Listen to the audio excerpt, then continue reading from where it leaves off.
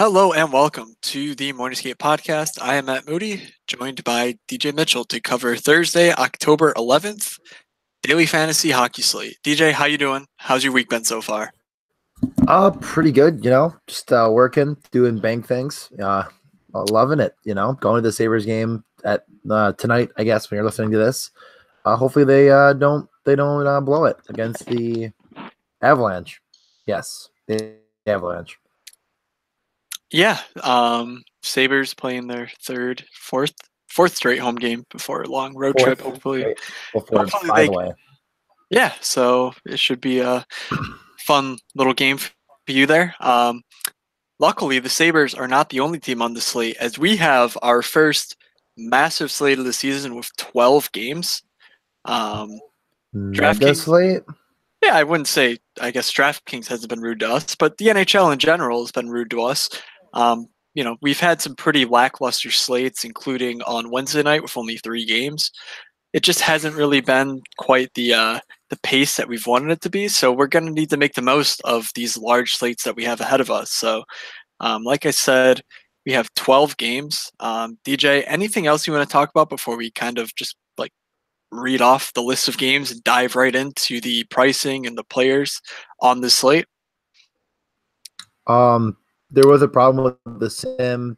Doug is trying to fix it. I honestly forgot what it was. That's The sim was being weird. I talked to Doug about it because someone mentioned it in the group chat. By the way, join the group me.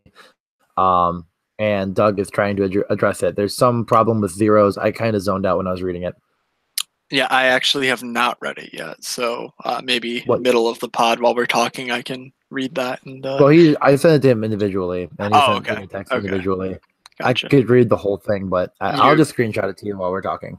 you certainly don't have to. That's fine. Okay. But hopefully the sim is back up and functional. I know Doug is in Australia, so don't want to pressure him too much, especially this early in the year. I will say the sim is kind of tough to use just because, as any mathematical model, it's based on like some long-term trends and some short-term trends, and the short-term trends we have simply aren't long enough of a sample to, it's like 15 days or 15 games. We simply don't have that yet at this point in the season. So I would take anything the sim spits out with a grain of salt personally. Um, but it does seem like, I will read what Doug said, but, it's okay. I would use a little bit more personal, personal preference than you would maybe even on like a normal, middle of February slate where we have a ton of data on this year just because we don't quite have that yet. But with that in mind, you can check out morningscapepod.com for the sim. As we said, it should be back and running for Thursday slate. And also join the group me. It's not just enough to kind of, read your own insights. Like sometimes you do need to discuss it with other people, other very smart hockey centric, like people who love DFS NHL, and that's the group me. So DM our Twitter account at Morningscape Pod if you want to join that.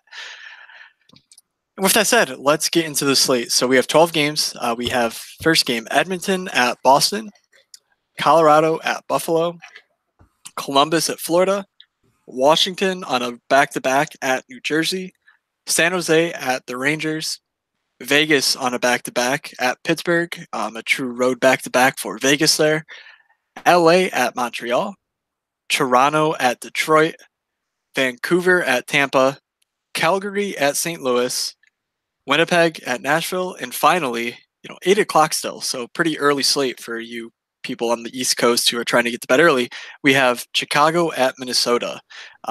So taking a preliminary look at the Vegas lines, we have a series of 6 over-unders. We have a couple of 5.5 over-unders, but the key ones I want to point out on Wednesday night, the Vancouver Tampa Bay game is a 6.5 over-under, as is the Toronto Detroit game. So DJ, looking at those two games, are you expecting most of your lineups to come from the two 6.5 games? I mean, one of them includes Toronto, which has just been a recipe for DFS success so far, as well as a Tampa Bay team, which should theoretically run over Vancouver. So is this kind of where you're looking to prioritize getting exposure to? Or are there some spots elsewhere on the slate that you really like? gonna exclusively go to those games and just completely center everything around them. But I think we both talked about it before the podcast. There's one kind of smash play from the Tampa Bay play game. Do we just want to get into that right now, or do we want to wait for the tiers and save the big reveal?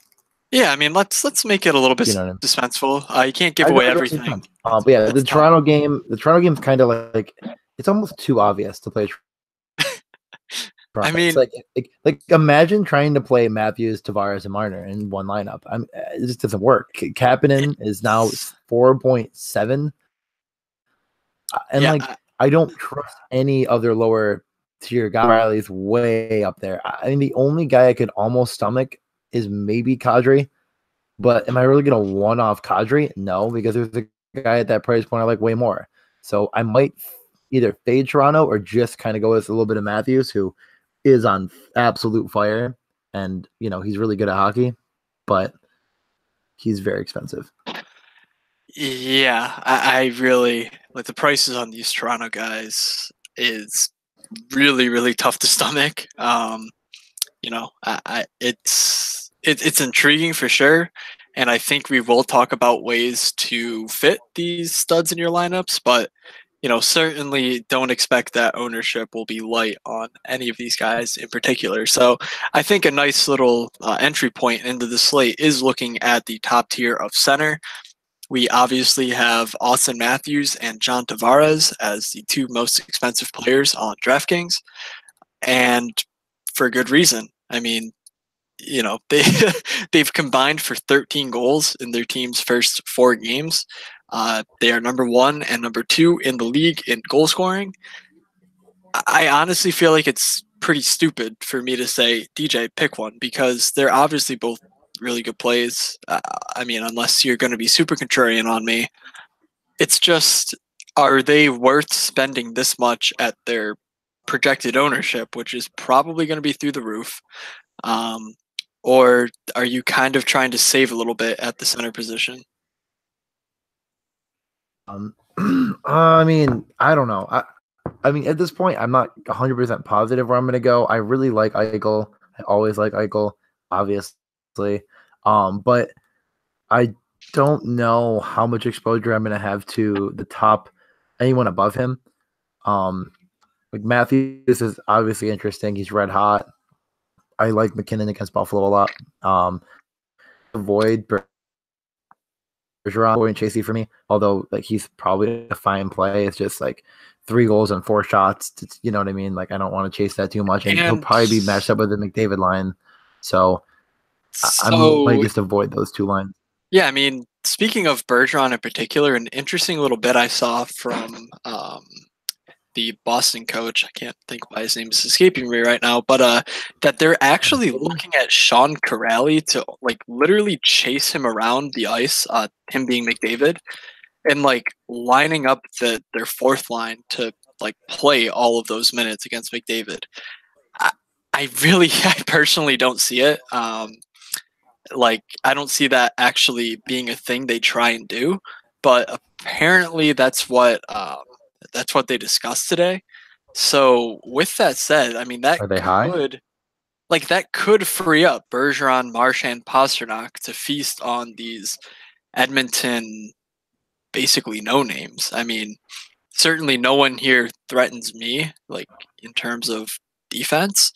And yeah, I would be a little bit hesitant to, play a guy going against Bergeron for most of the time, but I think it's going to be mostly McAvoy.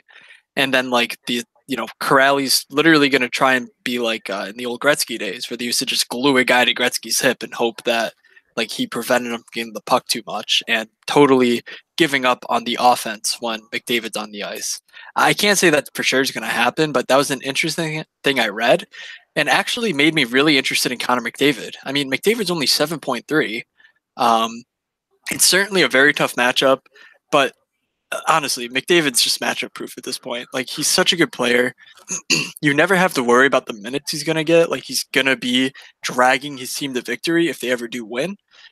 And realistically, I think he should always be the most expensive player on any slate because he is legitimately game breaking.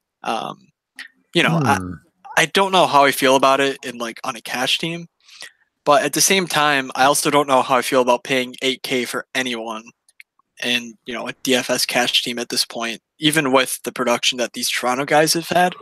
Um, so I think if I was to spend up, I actually really am interested in this like McDavid.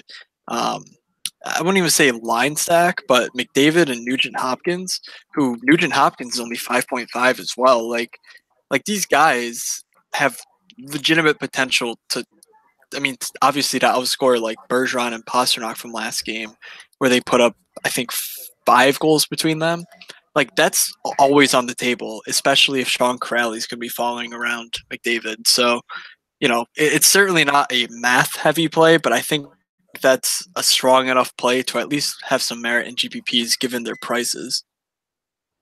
I think that's fair. I mean, I think there's enough value on this slate where you could get Eichel and McDavid potentially, but I might not suggest that. I don't know. I think those are my top two. As like McDavid's definitely right there. I kind of like didn't think about it that much, but I guess now that you mention it. But let's move on. A little bit down the list. There's some mid-tier action. I mean, Jeff Carter was back. He was on power play 1. He saw 20 minutes. I always like him in DFS, but is it something you might want to jump on in Montreal? Is that a good decent guy, or do you spend a couple hundred more and maybe get Vinny Trocheck? Yeah, Trocheck's like a bit more guy. than DFS Yeah. assets. Yep, Yeah. that's exactly where I was going to go. Same thing with like McDavid. I just love like locking in the sort of minutes that these guys are going to get. Like I think Trocheck has a chance to lead the NHL in minutes this year, like just for a forward. And like that's just how Florida uses their players. So I'm really interested to see, one, if that keeps up, but two, I think this matchup of Columbus could be a little bit juicier than some from both sides. Let's make sure to mention that. But I think this Florida team is really interesting. They are again going to run a 5-forward power play unit, meaning that you really don't have the pick 3 or 4 between Trocheck, Barkov, Huberdeau, Dadonov, Hoffman, and just guess who's going to sit out on the power play this time. Like all 5 of them are going to be in the top 6 forward group, and they're all going to be on the power play. So realistically, any of them I think makes sense, but Trocheck's minutes are so safe. If they're winning or losing, it doesn't matter. He will always be on the ice. And that price at 5.7 just doesn't match the floor this guy offers, plus the obvious talent that he has as well. So I really like that. Glad you mentioned it. I think going down the list though, DJ, is there anyone like in this 5K range that you are kind of trying to get exposure to? Yeah, no, thank you for the setup there. Braden Point at 4.9. He had 25 minutes around last game in their only game. He only recorded 1 fantasy point, but again, 25 minutes about those 20. Yeah, that's a pretty cash lock type of thing for me. He's really good. He's really cheap, and he's getting huge minutes. And he does shoot. Like he's not immune to that. He does do it. So you are totally right. Yeah, all of that leads me to think he could be a lock for sure in cash. And like obviously in GPP, he could be a little bit high owned. I don't know how many people are gonna. I have no idea. That's one of those things where you could talk yourself into being like, oh, I don't know, it might be too high owned, but a lot of people on a 12-game slate might overlook that price point. Yeah, I definitely agree with you. I think this is a slate where we're just gonna. I think you need to play your favorite plays. Like if you are totally sold on Toronto scoring 6 a game, then Matthews and Tavares are obviously bargains. But I don't really see that being a legitimate thing, like despite how good they are. And they could certainly burn you just with how their 5-on-5 minutes are kind of like distributed evenly between the two. Whereas, a guy like Braden Point for so much cheaper gets you exposure to both Kucherov and Stamkos on that power play. And clearly, based on opening game, it did go to overtime, but still, 25 minutes from a guy is nothing. It's at least 22 in regulation, and for a guy who scored more than 30 goals last year, I mean, he outscored Stamkos last year. Like this guy is legitimately really, really good at professional ice hockey. And so I think 4,900 plus his minutes makes him an absolute cash lock here.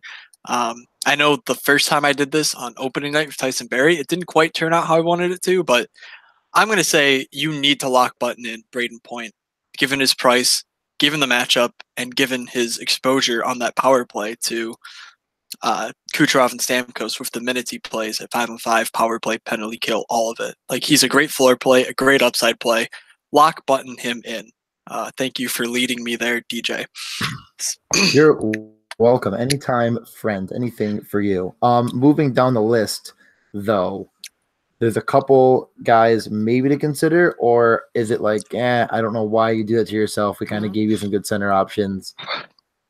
No need. Yeah, I mean, assuming the lock button on Braden Point, it's tough for me to like strongly recommend a guy, any guys down here realistically. A name that jumps out at me that I'm not entirely sold on is Kotkaniemi. He's only 3.7, but like I think he's shown the talent that he can hang with like NHL players. So I think he's a relatively, I'm not going to say safe punt, but more of a not flashy punt, just given the fact that he has a lot of like prestige, some name value to him. But a guy that I'm really, I saw him this cheap and I was kind of wondering like what I was missing was Evan Rodriguez. He's only 2,900, and it's frustrating to see that he didn't actually get power play time last game, but I'm not sure if that sticks. I'm not sure how much Housley actually likes Tage Thompson, who took his power play time, and he did play 17 minutes in that game. For 2,900, Rodriguez has really strong like shot rate numbers, and I think if you're looking to punt in GPPs that sub 3K range, especially, Rodriguez makes sense given like his decent floor stats and minutes profile. But I could be totally homerish there, but I honestly don't see many other punts that I would go to rather than going cheaper on, let's say, defense and spending up on centers, which I think I'm going to do in the vast majority of my lineups. Yeah, was the one that got absolutely robbed by Lundqvist too. Like he just got was it him, right? That Lundqvist just stacked the pads and like. I am not sure personally. I will mention. Angle, doesn't matter. I'm not entirely sure. So two names that might generate a little bit are Antti Suomela, who had 7 shots on goal against the Flyers last game, only played 11 minutes. His minutes don't seem very safe, though, so I'm not going to jump on that. And also, Adrian Kempe has been playing first power play for the Kings. Last game, Jeff Carter did jump up there, like you mentioned. The guy who he replaced was Kempe, so it kind of seems like they're going back to stacking one power play unit. So I think those two guys are relatively, not poor plays, but relatively unsafe plays. So let's move to center, wing, if you're ready. Oh, born and raised ready. Let's do it. All right, so we're looking at a series of guys above 7K. Let's just look. We have above 7,000: Ovechkin, Patrick Kane, Nikita Kucherov, Pastrnak, Marchand, Mitch Marner, Johnny Gaudreau, Tarasenko. Any name there really stand out to you based on their matchup or based on any other thing about their game and price? I mean, I like all of them individually in a sense, but I think Kucherov and Tarasenko are where I'm leaning right now. I think Tarasenko is one of those kind of matchup-proof guys as well. I think his new line mates of O'Reilly and Maroon also are just really kind of feeding him the puck, and he's definitely been a shot generator through 2 games. So I like him a lot. He's on the first power play, which right now is him with O'Reilly and Maroon, which, all 3 on the same line, Bozak and Poriego. Vince Dunn is not there anymore as like a potential. He's probably not going to play tomorrow. So Poriego could be a guy to stack, although I think there's better in that range from a cash perspective. So I like Tarasenko a ton. I'm not going to follow the Gaudreau Marner kind of point chase. And I think Kucherov is, people might see that 1.2 fantasy points per game, and I don't think he even had a shot on goal. So 0.2. I'm actually really confused right now. 2 block shots, but then where's probably shootout goal. Okay, I figured it out for everyone. But like he's going against Vancouver, and so I could see him. Oh, Kucherov. Oh, Kucherov. I thought you said Tarasenko. My bad. I was like, no, those 3. I'm just kind of saying like in this price range. I gotcha. Those 3 kind of above the rest. is where I'm leaning. Yeah, I mean, it's tough. Like, I honestly feel like they'll go overlooked, the Tampa side, just because they've only played one game. Juggling that with the fact that they're supposed to be really, really good this year and that it's Vancouver might offset some of that. But do keep in mind that, like, yes, they've only played one game this year. So when looking at like seasonal stats, like if you're looking at, for example, I'm looking at like shot attempts so far this season, and in addition to the names you looked at or you talked a little bit about, I'm really strongly considering Patrick Kane. Like he has been, not only has he been putting up points, but he has been shooting the puck like a madman so far. He has over 10 shot attempts per game in the 3 games he's played so far, leading the NHL in shot attempts, despite only playing 3 games, while like a decent number of teams have actually played 4 games. Like Patrick Kane is still up there. So I think there's going to be a lot of value to stack him with as well. A name we'll get to on defense is Yoki Harju, a rookie defenseman who's only 3.6 and likely to play on the first power play with Patrick Kane. So unlike most of these guys, where if you're looking to play, any of these names, you're going to have to pay a lot to stack with them. Patrick Kane's kind of the rare guy where like super expensive, super safe floor, but also very cheap stacking mates. And while I don't think that he's more likely to explode than like an Ovechkin or a Kucherov or a Tarasenko, those 3 in particular, I think that the expectation to explode per dollar spent on like a line stack certainly puts Patrick Kane right in consideration for me. I'll be interested to see how the Minnesota being a relatively strong defensive team, combined with the fact that Kane's fantasy points per game stare you right in the face, 8.8. That's certainly not going to scare anyone away. So I'll be interested to see how that plays out. But Patrick Kane for sure interests me on this slate.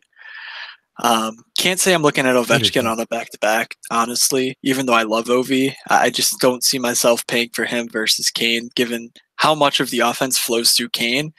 And I honestly think Chicago will lose this game, meaning Kane will likely get, 22, 23 minutes.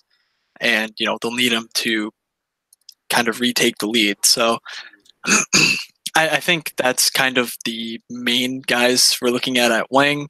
Don't want to speak for you, but I'm not too enthralled by this 6K. Well, I'm not too enthralled by this 6K range. I guess I can just read them off again because there's not that many, though. Looking at Evander Kane, Taylor Hall, Oshie, Marchessault, Artemi Panarin, Mikko Rantanen, Patrick Laine, Blake Wheeler, Kyle Connor, Forsberg, and Cam Atkinson. Those are the only guys between 6,000 and 7,000. I think I am finding a way to get up to the 7K range just because I don't feel great about any of these players. I will say the Winnipeg guys are a little bit cheaper than I expected, as is Nashville, but Winnipeg and Nashville are playing each other. So, 2 of the best teams in the league square off. Who knows what's going to happen, but certainly not the best matchups for either of those 2 guys. And then everyone else is on the road in this range, interestingly, except for Taylor Hall. So does anyone here stand out, or are you kind of in my boat of trying to pay up to the 7K range or going cheaper than these guys? I think you pay up for the 7K range. I mean, Evander Kane's like your ultimate one-off, I guess. I like him a lot, but yeah, he shoots all the time. If a puck goes in, he smashes, and you don't really need to stack with anyone. So yes, so that's definitely if you fine. had exactly. But then again, like I have 100 for Tarasenko there. So other than that, I'm okay with moving on because I think there's a lot in this 5K range worth mentioning, especially Kessel and Hornqvist, who are 5'6" respectively, going against Vegas at home. On a back-to-back. On a back-to-back, yeah. So Vegas has been on a bit of a Eastern Coast trip, and these 2 guys are really good players that are priced the same as guys like Nick Foligno. So I'm just saying right there in your face. I don't know. I think it's a very fair take. Like, why not? I'm for it 100%. Yep, I'm totally with you there. You mentioned all right, DJ, you're cutting out a little bit, but I think I got there. I think I got the gist of what you were saying. Yeah, no, I cut out for sure. Okay. I will say between Hornqvist and Kessel, I honestly much prefer Hornqvist. I think I say that because he's on the Crosby line, which, I love Malkin, but I think Malkin's a little bit more GPP centric. And also Hornqvist, I just feel like he's a better rate shooter. Like his totals last year definitely reflect that. Kessel's more of the points guy, which is useful for GPPs, but I also think Hornqvist is more likely to score a goal as well. So um, I have a slight lean towards Hornqvist there. I guess another name that I mentioned before was Mike Hoffman. I don't see him being a must play, given that he's kind of in that uncomfortable range where like he's just a little bit more expensive than Hornqvist. There's just a ton of options. So I honestly feel like he may go overlooked a little bit.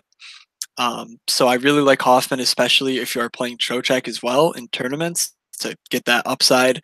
They correlate at 5-on-5 and on the power play. Um, a note here, Victor Arvidsson, I think broke a bone in his face. He came back like wearing a mask, maybe got a root canal or something. So it remains to be seen how he will be on Thursday. He may not play, which could open up a first line role He did for the practice. Predators. Yeah, he didn't practice either. So, that certainly could be because, if you get a root canal, you're likely to not be the most comfortable and you'll be okay to play the next day or play hockey because hockey players are like borderline insane. But that's somewhere I think to at least take note of, just because that could open up some good value for us. Yeah, for sure. Okay, so why don't we move down the list a little bit more? I mean, the Brock Besser drop is still happening. He did have an assist for you, 18 minutes of ice time. He was with Pedersen in the game. I mean, he's there. I like him more than most in that range. I don't know how much I'd have of him, but I think it's worth mentioning that he is 5.4. Moving down the list a bit more than that, I think we get a Jeff Skinner at 4.9. That could be his minimum price maybe ever since he entered the league. So I know he's not with Eichel. I know he didn't have a shot on goal last game. He's still a really good player. I wouldn't worry too much about it. Like some of these guys, you have an off night. I mean, I was at the Vegas game, and I thought he looked good. Just wasn't finding the net. I want to He say did have a this. little bit of power play one correlation rather than Sherry at a time. Yeah, I But mean, I think that was because Sherry got off the ice relatively early at one point. could be. But what's interesting about Skinner is that this might be the first time he's ever led a team, or at least led the forwards in 5-on-5 time on ice. I mean, Mhm. because he was being used as a third liner in Carolina, no doubt about it. Even without Mhm. that, like first power play time all game last game, he still did lead the team in 5-on-5 time on ice. So I'm not going there myself, just because I think I respect Jack Eichel a little bit too much, honestly, and the fact that he's not playing with Eichel kind of sucks. But I think the math play, would be Skinner, just because it doesn't matter who he plays with. He shoots the puck a ton. He has a lethal shot, can score, and he's just honestly like really cheap. I guess same boat, Jason Zucker. I don't think Zucker's quite as dynamic as Skinner is, but I certainly don't think that Zucker's any worse of a play, especially against a Chicago team that is likely to be very soft defensively. So, and Zucker playing with Eric Stahl at 5-on-5 and on what I consider to be their top power play unit. I think Zucker's a fine play there as well. Um, one more note, Ryan Donato likely to be a scratch for Boston, which should leave a top power play spot open. I think it'll be David Backes, which I don't trust, but I can't confirm that at all. It could be Jake DeBrusk, which would interest me a lot. But I don't think there's a way to be sure unless we see that in morning skate tomorrow. So that's kind of the only notes I have from like this mid 4K range. Anyone else that you're looking at down here, DJ? Yeah, I think a bit cheaper. Riley Smith is getting big minutes. I know Vegas on a back to back, whatever, but like he's a pretty good DFS asset at 4.4. I mean, priced the same as Tyler Bertuzzi, who I know has played a little with a couple. Riley Smith is actually pretty good. Yeah, I mean, I this is a like him fine. classic spot. He hasn't scored in 3 games. He was 5.7 last game. He was 5.6 against the Minnesota Wild, who are like a pretty good team defensively. Hadn't scored a point, but he dropped 1,300 basically overnight. So I really like that take by you. I think that's a really strong cash play. Another guy that I saw, I mean, you mentioned going with a little bit of that Patty Kane. Oh my God, I'm gonna say it wrong. Kugajara? Yoki Harju, I think. Harju, yes, that sounds way more right. I just totally blanked on his name. If you're gonna go with that stack at 4-2, I mean, you could get him, or you could go down 100, get Tom Wilson. I think Saad might get you more. So right there, or maybe Paul Byron's right there too, or Lucic. We're going 200 to get Milan Lucic. I don't know. Brandon said might be a nice play. Dude, Lucic had a goal and an assist in the first game. Dude, he might be on pace to break Gretzky's record. Paul Byron has like 1,000,000 points too. That's why the jokes were getting funny as I went. Yeah, so I just like it's funny because like those guys went way up in price and Saad's dropped, but like don't fall for that. It's been like 2 games. Milan Lucic had 1 game, and then I'm like, I don't even want to look at Paul Byron. It's gonna make me feel dirty. Oh God, so bad. I'm gonna have to shower before I go to bed. Yeah, just 4 points in 2 games. Averaging like 14 minutes of ice time. Oh yeah, that's what you need in your life. Yeah, I guess a guy we neglected to mention in the mid 5K range was Andre Palat. So it turns out that was supposed to happen for sure. Yeah, it turns out based on their practice today, Kucherov and Stamkos will be playing with Andre Palat versus instead of JT Miller, who's been moved to a 4th-line role. So I don't know how the power play is going to shake out there, but I would personally stick to Kucherov and Braden Point for like my exposure to Tampa. But you could take a shot at Andre Palat being 1 on that first line, and 2 that he might step into JT Miller's power play 1 role as well. So a bit of guesswork there, but certainly a name to keep an eye on as the day progresses. See if we can get any certainty there. All right, I feel like we've gone way long enough. But the thing is like it's 12 games. There's a lot of guys. So there's a ton of plays worth mentioning here. I think we mentioned a good amount.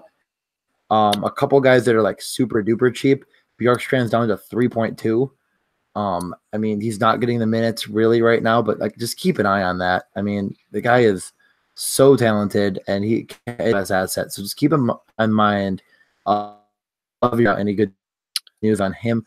He's pretty good at hockey. Did you sorry, you cut out a little bit. Did you say Bjorkstrand? Yeah, it's 3.2. I figured. I heard you say 3.2, and I assumed that was your guy. My guy at 3.2 would actually be Nikolai Goldobin. Like I feel so dirty, like wanting to like these Vancouver guys, but they're simply just too cheap.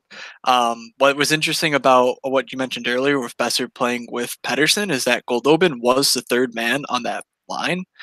He played 16 minutes last game. It seems like he's been playing well enough for the coach to give him some of this time on ice, and he's getting 2nd power play time as well. So this could be a guy that has a nice night for you, but certainly not the best matchup. But I try to be, especially for these punts, to be matchup independent, just because so much can happen. I'm just looking for a guy that'll get solid time on ice with decent offensive talent, personally, and the propensity to shoot the puck, which Goldobin has a lot of that. So yeah, and then minimum salary Charles Hudon. I just want him to get a couple more minutes, but he actually like shoots the puck a lot for not getting many minutes, and when he gets the role, he is good, and he is literally 2.5. Yeah, that's really interesting. Like, get him on the ice. He scored last game too. Yeah, I mean, honestly, that could be a good thing. Like get him on the ice a little bit more. So I think if you literally had 2.5 and you were so enthralled with your lineup that you couldn't possibly let it go, like Charles Hudon, I like him just fine. And there are way worse ways to burn. Way worse. To burn your money by playing Charles Hudon at 2.5. I think he's actually good. So okay, so why don't we move on to defense? I think we're both going to be in agreement with probably not going to spend up on these top guys. Unless if it's Carlson. Yeah. I think Erik Karlsson. Yeah, I'm just kidding. It was him. Yeah, I would say Erik Karlsson would be the guy, but you're right. I don't necessarily see it.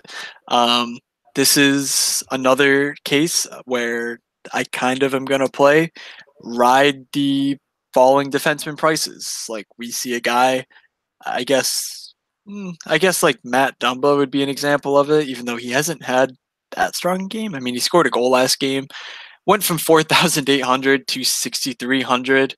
Um, Alex Edler's had a strong couple games. Of course, he's a block shots machine, so I can't really fault his price plus power play time, but he's 6,000 based on some strong games. Mark Giordano, perfect example. I guess last game is a bit of a disappointment too, but like he had a really strong couple of first games. He's up at 5.8. Like I honestly don't think you can make an argument to me that I would, convince me that, Chris Letang or PK Subban or going even further down the list, Zach Werenski are any worse of a play on this slate than any of these high priced guys. So unless you really like a stacking potential or other reason to really want to play an individual player, I think I'm just going to be price sensitive on defense and pay, the low fives for the guys who tend to fall out of favor just because there's not that much separating them in my mind. Do you have a certain lean towards any of the individuals I mentioned or another thought on defense here? I just like in GPP, like we mentioned so many good line stacks and plays that like you throwing in a defenseman with them is pretty easy to do. So yeah, I like what you said. I'm not going to go too deep. We've already mentioned some guys that would stack nicely. Yeah, I don't know if I mean, there's guys I like that are cheaper, but like Grzelcyk's probably my favorite of the cheapest guys at 3.7. But have we gone down that deep yet? I mean, let's mention a couple guys in the 4Ks just because there is some value there. I mentioned Zach Werenski. I mean, that price is like honestly really kind of ridiculous just because like he's such a good player. He's getting a ton of minutes now that Seth Jones is out. He's getting the first power play work now that Seth Jones is out. Another thing I failed to mention, actually, cheap wingers. Anthony Duclair will be playing first power play in the Columbus game on Thursday. That's per Tortorella, saying that Duclair earned his ice time and that some of the guys on that unit, quote, don't want to be out there, which makes you think maybe Torts is tortsing and that Panarin or Atkinson is getting the boot from that power play just because we saw Dubois and Foligno both score in their last game on the power play, I believe. And the fact that Werenski's a defenseman, not likely to be moved. But Duclair is a one-off play at 3.5, given that news. Could be an interesting play. Play him with Zach Werenski. Could be a nice little mini stack for super cheap. So just wanted to mention that before I guess, because I already forgot about it. But other 4K guys, I think Klefbom, we haven't seen much of him yet, but he's on the first power play with Connor McDavid.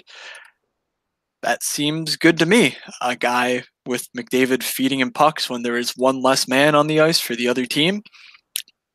All about it. So I like that price. And then a little bit cheaper than that, a guy like, actually didn't have anyone lined up, but maybe a guy like Spurgeon or Colin Miller. I mean, there's just a ton of options down here. So, but I like a lot. Sorry, what do you like? Off. Nope, go for it. And this is actually really unrelated. I was just kind of like checking something. Do you know what Florida's first power play was last game? Well, their only game. What was first power play? It was Barkov, Dadonov, Hoffman, Huberdeau, Trocheck. How many defensemen were on that? I definitely said this already, but zero. But zero. Yeah. Sorry. I like that a lot. That's fun. I was thinking like maybe one of these Florida guys, but you know what? Never mind, because Florida's doing their own thing, and I respect that.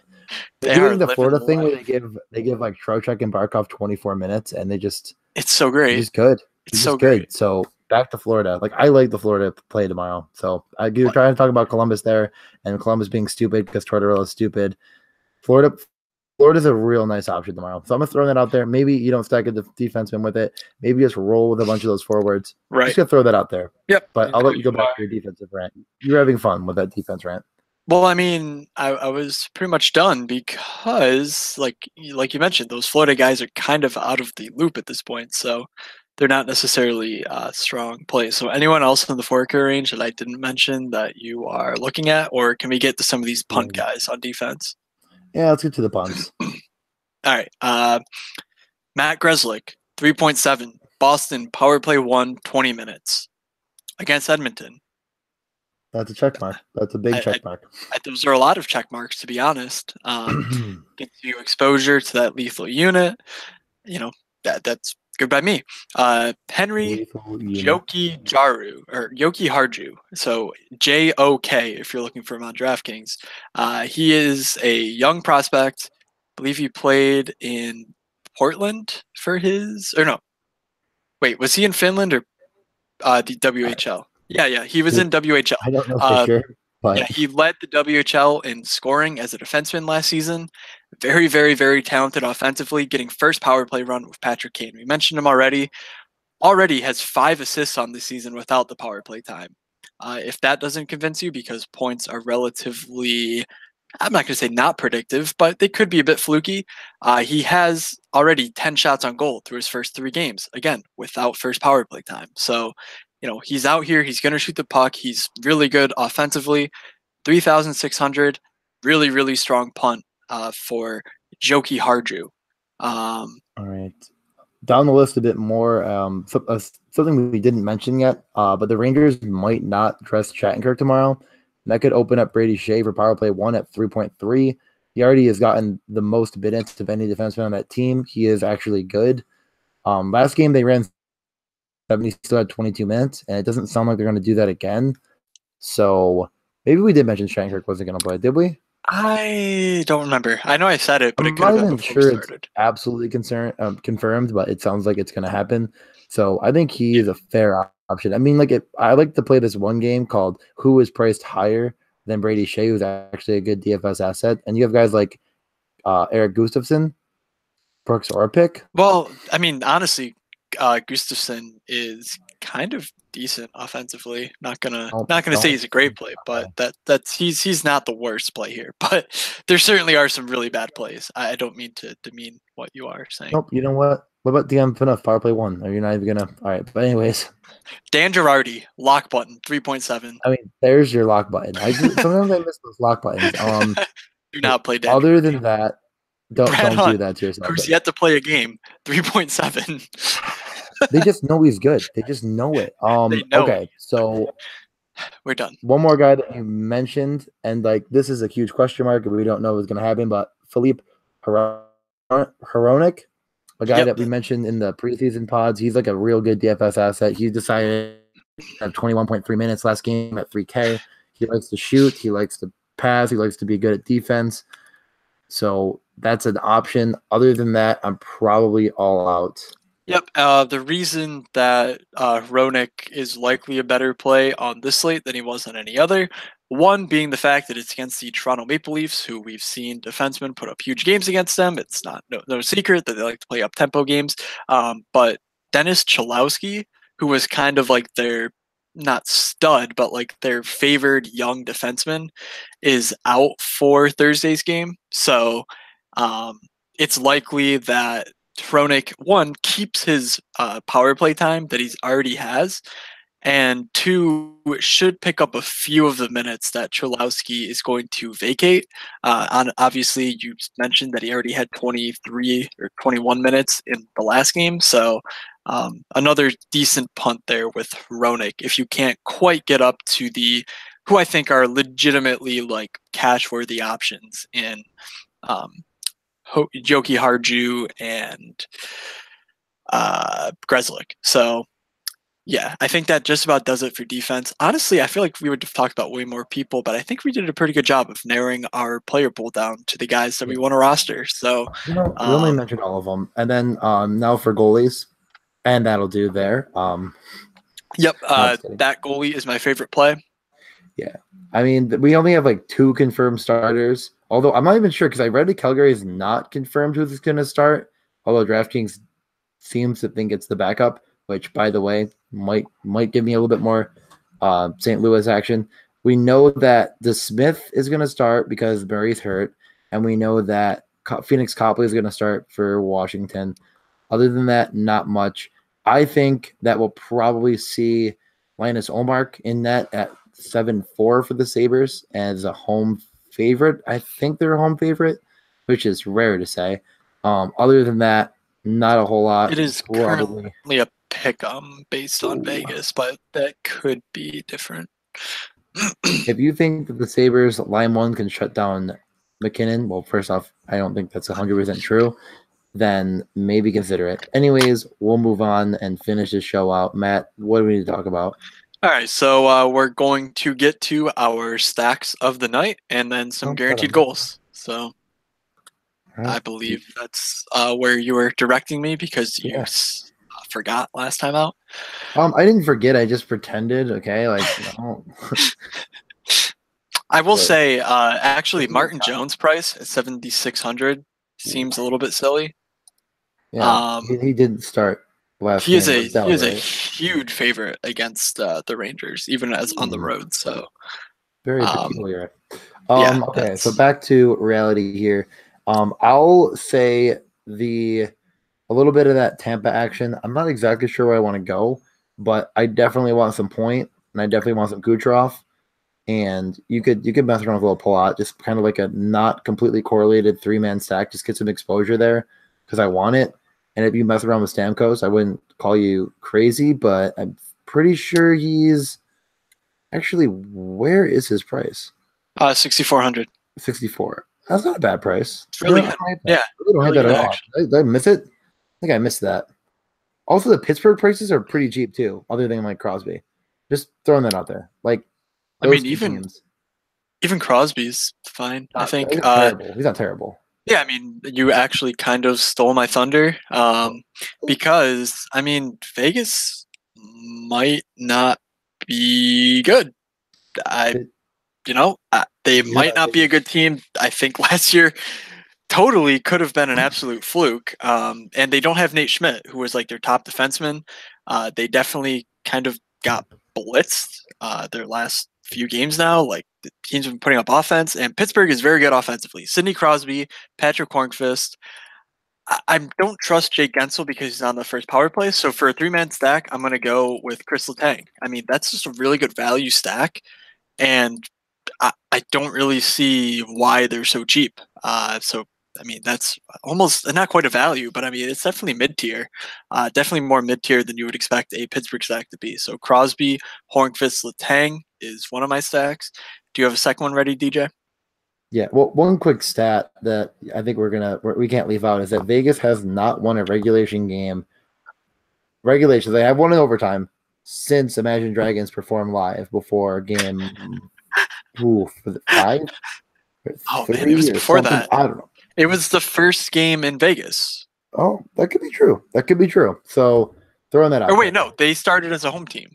Yeah. So it was game 2. It could have been game 2. They won game 1, right? Yes. Doesn't matter. You know what matters? Right. We move on. The narrative. The narrative matters, DJ. The narrative is all that matters. Intro to game 2, by the way. So correct. Okay. All right. See, that's what I thought. So I really like Tarasenko and Poreyko. I don't think it'll be as heavily owned as maybe some other stacks. So I like them just fine. I think you could. I just don't think you need to mess around with O'Reilly and Maroon. I agree personally. So I think you just do that 2-man and feel pretty good about it. I know normally we try to do a 3-man stack. I'm just gonna go with the 2 there. I mentioned. I'll also throw in the Florida that I mentioned as a bigger stack, which is a bit more expensive, but like on a 12-game set, we might as well mention a few. So we have. Who was the third guy you mentioned? You cut out. I just mentioned like going with the Florida stack as another. Okay. That was my third stack. Just why not? Okay. Because we might as well with 12. That's fine. You can take 3 stacks before I get 2 because Florida was going to be what I mentioned with Trocheck and Hoffman. Let's go, DJ, taking all the stacks. But we can share that one because I honestly think Trocheck and Hoffman is a good 2-man stack. From our last 3-man stack, maybe it's off the board. I don't know, but Nick Schmaltz, Patrick Kane, and Henry Joki Harju. Whatever. Joki Haru, I feel like is how you say it, but there's a J there, and I feel weird not saying it. So, honestly, they combine for, like, they're just really cheap combined. Schmaltz is Kane's 5-on-5 center, as well as on the power play. That's GPP only play, I will say, just because I don't think you can get exposure to Patrick Kane through Schmaltz, just because he doesn't quite shoot the puck enough. Um, but there's certainly massive point upside. The price is more than fair. And I think Yoki Hardju is one of the best defenseman plays on the slate at only 3.6. So I just really like the way that stack works. It lets me fit in some other nice stacks with it. Maybe even some Toronto if that's the way you're feeling. So let's do some guaranteed goals and get on out of here. All right. Do you? I mean, I want. You know what? I'll let you go first. All right. I'm gonna take Braden Point at 4.9. Braden Point. You know, because I couldn't take him because I had him in my stack because I was gonna start with that, but I am in my stack, so everyone knows the rules. You can't. Sorry about it. That's okay. It's okay. All right. I am gonna go with Hornqvist at 5.6. Solid. Which leaves me with 5.4 exactly. And I'm gonna think about it for another second here. So do you have your other guy? I don't quite have my other guy, so you know what? Why don't I just go off the board and take a guy named Braden Point? No, I'm just kidding. So fair. I have Hornqvist. Now Hornqvist plays hockey in the NHL, and so does this other player. Because I don't pick players outside the NHL because they don't normally get DraftKings points. That's a rule that DraftKings has. You know what? That's a good rule. I'm going to go with it. I'm going to go with this. I'm going to go Jeff Skinner. I think Jeff Skinner is going to get his net his first for Buffalo. I think he's going to get a little bit of that power play one time, and he's going to, you know, pass, shoot, score. I'm feeling good. That is a magma take right there, DJ. I honestly don't know who to take in this range. I almost went Ty Ratty, and I was like, you know what? Am I a Sabres fan? Am I a homer? And I mean, I'm not saying that's a bad take. I'm just saying that's a liquid magma take. That is a hot take. I like it. I mean, he's leading them in 5-on-5 ice time. I really think, you know, getting that first power play time, just jam on in there. Just, you know what I mean? So I have 6,100 to play with. You know, I don't even need it. I'm going to go 4,800 Zach Werenski. Ooh. He's potting a goal for the Columbus Blue Jackets on the power play. I think that even if Atkinson or Panarin gets moved off that unit, 4.8 is fine by me. So I'm going to go with that hot take. It's struggling. So let's close out the show and get on out of here before we call the fire department. Good call. All right. So thank you all for listening. I hope you all have a fantastic slate, using some of this knowledge, using some of the GroupMe's knowledge, and using some of that sim. You know, take a look at the sim, see what the sim likes, and maybe mix some of that with your own takes, and you'll have yourself a really nice set of lineups. So be sure to follow us on Twitter at MorningsgatePod. You can follow me personally at Fake Moods. And I know DJ kind of retweets stuff off the Morningsgate Pod account. When I see stuff, I retweet it on my own personal account because I'm way too lazy to log in to the podcast account. And I have the list on my own account, and I know how to access it from my page, but I don't really know how to access other people's lists. 1 to 10, following me is about a 4 for DFS, and about a 10 for laughs and love. For beer, for music, for just about everything else. DJ's I mean, like, I tweet off the Morningsgate Pod account way more than my own, but like that's true. Sometimes you'll have a good tweet, and you just gotta throw it out there. You know. All right, we have yet to discuss on the podcast that your tweet from last Thursday's show was linking to our website, and it was morningskate-thesim.com. All right, I'll be entirely honest. I was like getting to work. I was actually not driving. I was in like riding, and I was like jamming it out real quick. And I thought, I'm like, oh, I'll just throw that sim in there quick. And I put it up, and I felt good. And I put my phone away.